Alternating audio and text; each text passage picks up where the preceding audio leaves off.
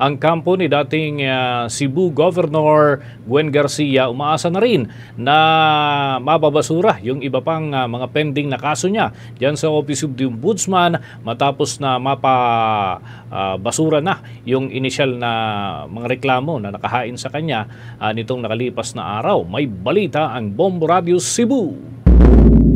Umaasa ang kampo ni dating Cebu Governor Gwendolyn Garcia na tuluyan ng mabasura ang natitirang kasong administratibo na isinampa laban sa dating opisyal kaugnay sa desilting operation sa Mananga River sa Talisay City, Cebu. Ito'y matapos ibinundyag ni Attorney Rory John Sepulveda, ang legal consultant ni Garcia, na na-dismiss na ang kasong kriminal sa parehong issue batay sa naging desisyon ng Office of the Ombudsman. Ayon kang Sepulveda, napatunayan ng Ombudsman na walang malicious intent sa ginagawang hakbang ni Garcia at malinaw na ito ay bahagi ng kanyang serbisyong publiko upang matugunan ang kakulangan ng tubig sa gitna ng emergency situation sa lugar. Marin din itong itinanggi ang alegasyon na nagsagawa ng quarrying si Garcia at iginit na desilting lamang ang isinagawa ng dating gobernadora. Bagamat walang naisumiting environmental compliance certificate, iginiit ng kampo ni Garcia na ito ay dahil sa kagipitan ng sitwasyon at hindi bunga ng paglabag sa batas. Nilinaw din ni Sepulveda na ang pagka-dismiss ng kaso ay hindi dahil sa bagong pamuluan ng Ombudsman,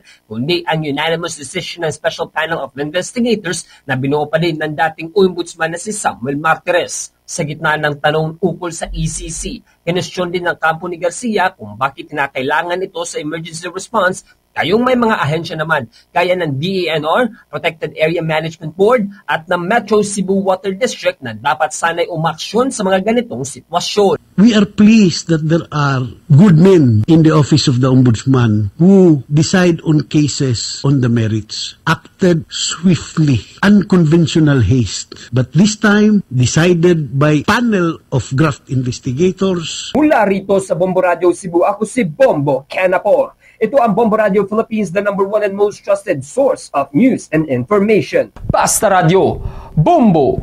For the most trusted source of news and information, visit our website at www.bomboradio.com. Follow us on Bombo Radio mobile app, Facebook, YouTube, TikTok, and X, formerly Twitter.